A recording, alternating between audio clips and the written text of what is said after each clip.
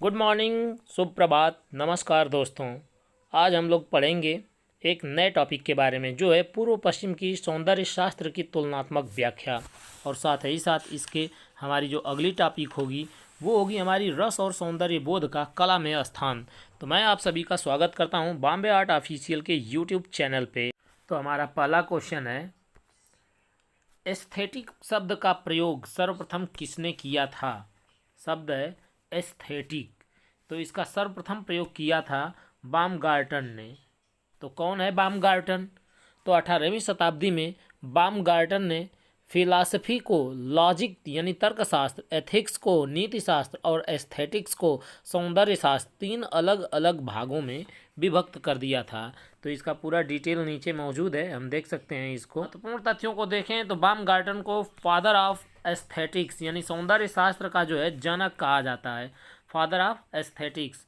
Aesthetics दर्शन शास्त्र के अंतर्गत जो है अध्ययन किया जाता है एस्थेटिक्स का। नेक्स्ट क्वेश्चन, इनमें से जर्मन दार्शनिक कौन है? तो जर्मन दार्शनिक इसमें से हैं बामगार्टन।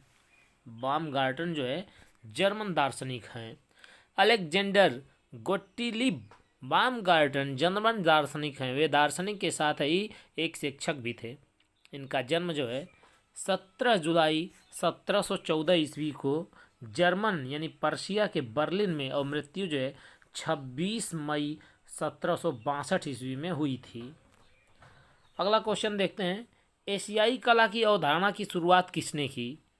तो एशियाई कला की अवधारणा की जो शुरुआत है वो कुकुजो ओकाकुरा ने किया था।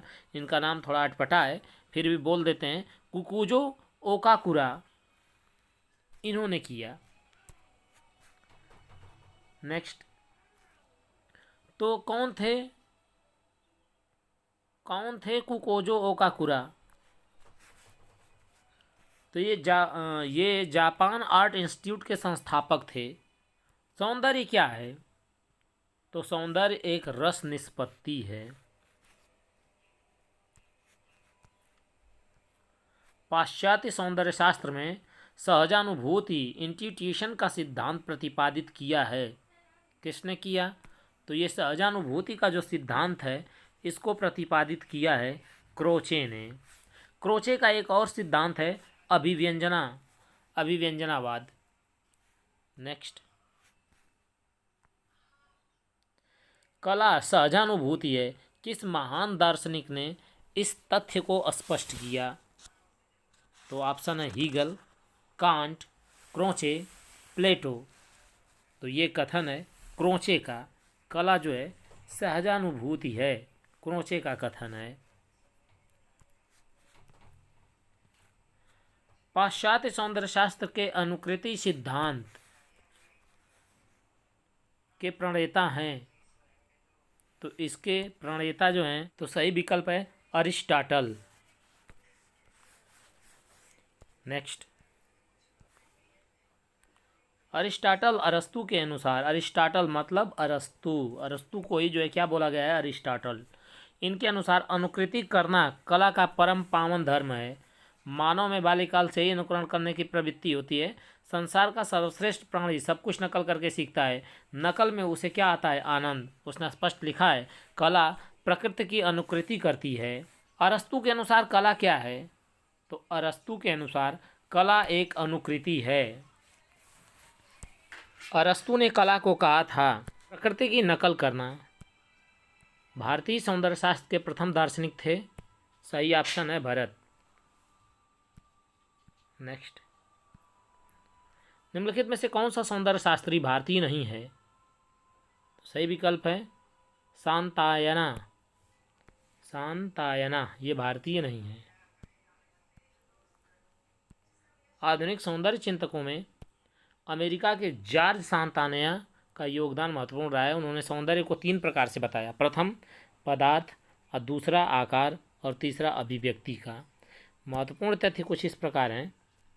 जॉर्ज सांतानया ने सौंदर्य के प्रसंग में एक्सप्रेसिवनेस शब्द का जो है प्रयोग किया। इन्होंने सौंदर्य को आनंद के अर्थों में परिभाषित किया। इन्होंने सौंदर्य को ऑब्जेक्टिफाइड प्लेजर कहा।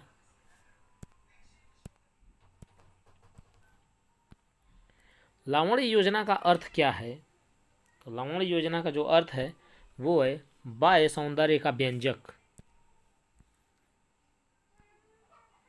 इसमें आप देख सकते हैं, पढ़ सकते हैं, पूरा डिटेल रखे हैं हम।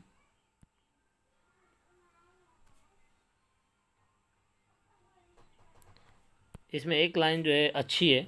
लावण्य के विषय में जो है आचार्य अभिनंदन ठाकुर ने कहा है कि भव की ताड़ना से भंगिमा दौड़ती रही, मतवाले घोड़े की तरह असंयमित, उद्यम, असहिष्णु, यहाँ तक कि अशोभन तौर से अपने को प्रमाण की सीमा से विच्छिन्न करके मनुष्य अपने भाव को कला के द्वारा प्रकट करता है। यह किसका कथन है? तो यह कथन है रस्किन का। नेक्स्ट, कला एक अभिव्यक्ति है, यह कथन किसने उल्लेखित किया? तो यह कथन है रस्किन का।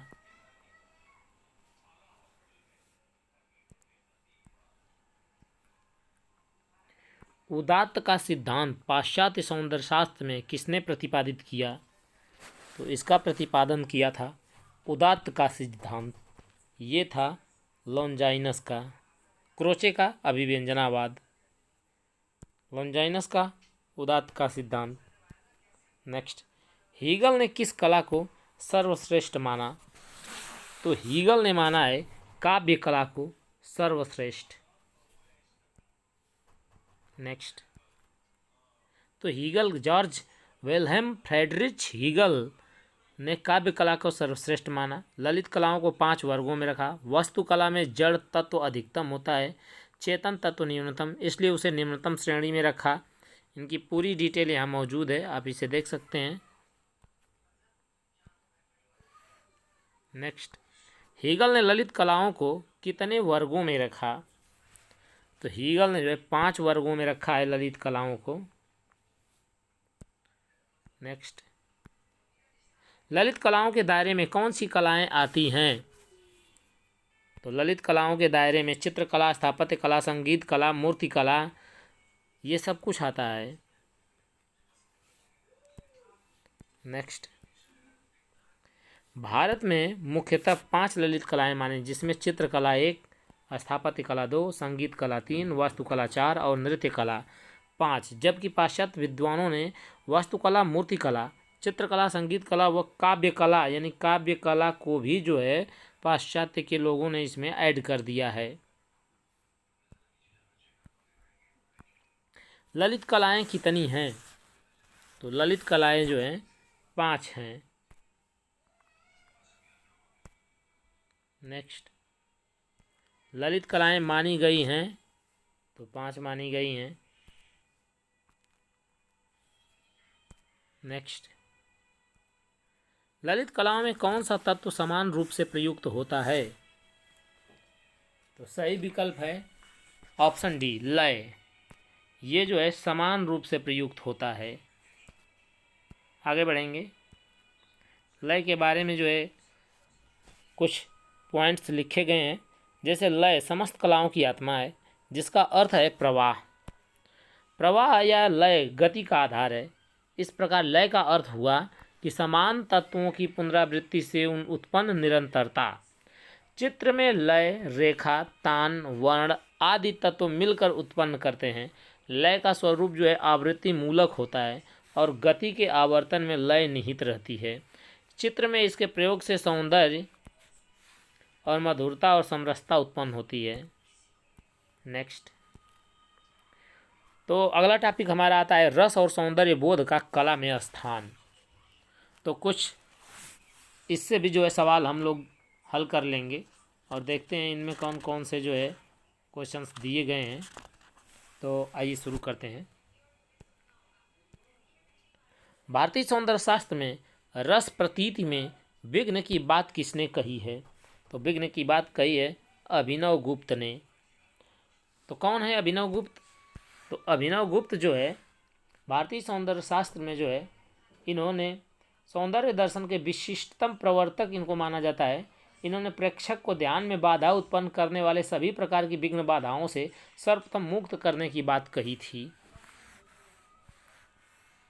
अभिनव के रस के 9 अस्थायी भाव जो है माने गए हैं।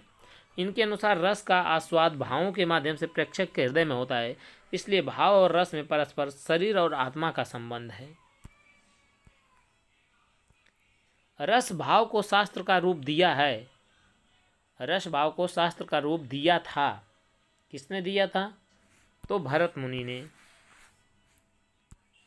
नेक्स्ट, भरत मुनि 2 से 3 शताब्दी में काव्य की आवश्यक तत्व के रूप में रस की प्रतिष्ठा करते हुए श्रृंगार, हास्य, रौद्र, करुण, वीर, अद्भुत, विभत्स तथा भयानक नाम से उसके 8 भेदों का स्पष्ट उल्लेख किया है। इन्होंने अपनी कृति नाट्य शास्त्र में इसका विस्तार पूर्वक वर्णन भी किया है। कतिपय विद्वानों ने कल्पना की कि उन्होंने शांत नामक 9वें रस को भी जो है स्वीकृति दी है। आचार्य भरत मुनि के अनुसार रसों की संख्या कितनी है? तो ये है 8।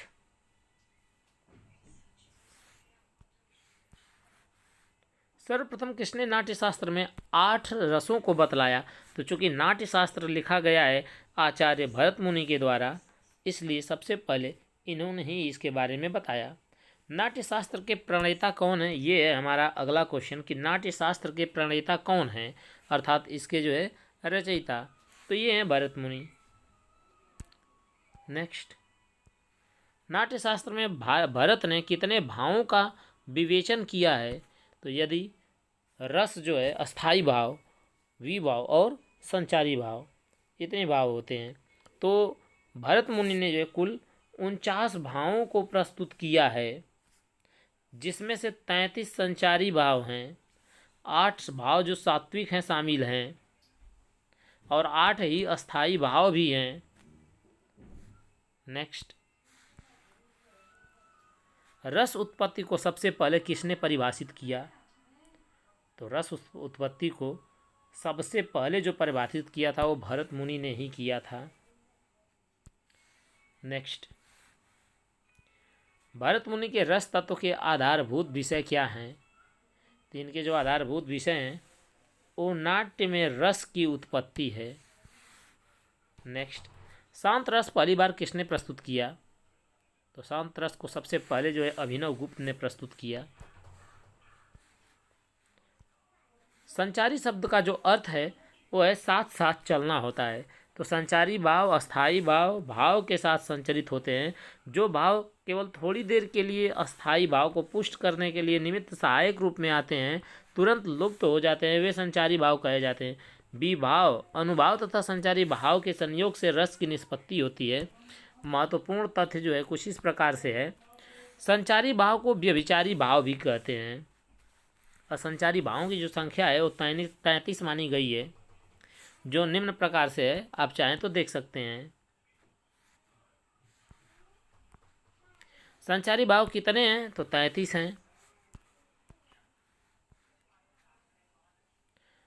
सौंदर्य शास्त्र के अनुसार भाव कितने होते हैं? 8 होते हैं।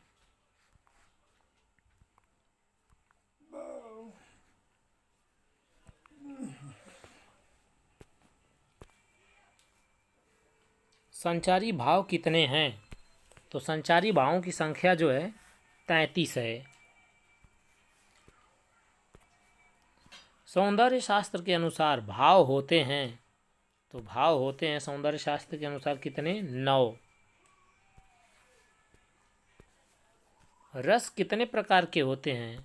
कि रस जो है 9 प्रकार के होते हैं। सही विकल्प है ए। नेक्स्ट, रस सिद्धांत का प्रतिपादन किसने किया? तो रस सिद्धांत का जो प्रतिपादन है वो अभिनव गुप्त ने किया। नेक्स्ट, रौद्र रस का रंग क्या है? तो रौद्र रस का जो रंग है वो है लाल। वीर रस का प्रतीक जो है श्वेत रंग है, और साथ ही साथ जो है जो श्याम रंग है श्रृंगार का, अब भूरा जो है कपोत का, करुण रस का, काला रंग जो है भयानक रस का, नीला रंग जो है विभत्स रस का जो है द्योतक है। इसी प्रकार पीला अद्भुत रस का जो है वर्णन करता है। इस प्रकार से रसों के भी जो है कुछ प्रतीक रंग हैं। अद्भुत रस का कौन सा रंग है?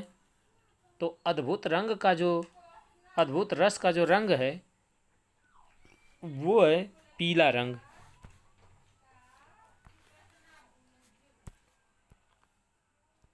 रस का प्रमुख स्रोत क्या है?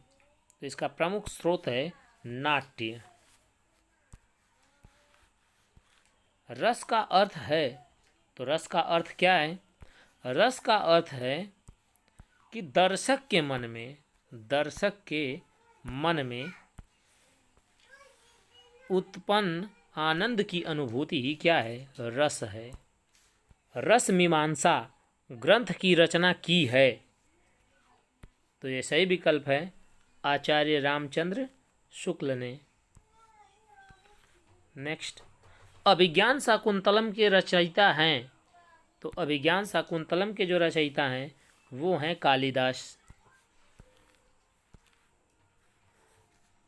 इन्होंने और भी चीज़ों की रचना की है, जैसे ऋतु संहार, अभिज्ञान शाकुंतलम, मेघदूत, कुमार संभवम, रघुवंशम आदि जो है इनकी प्रमुख रचनाएं हैं। कवि और नाटककार के रूप में कालिदास का स्थान जो है ना अद्वितीय रहा है। मेघदूत किसकी रचना है?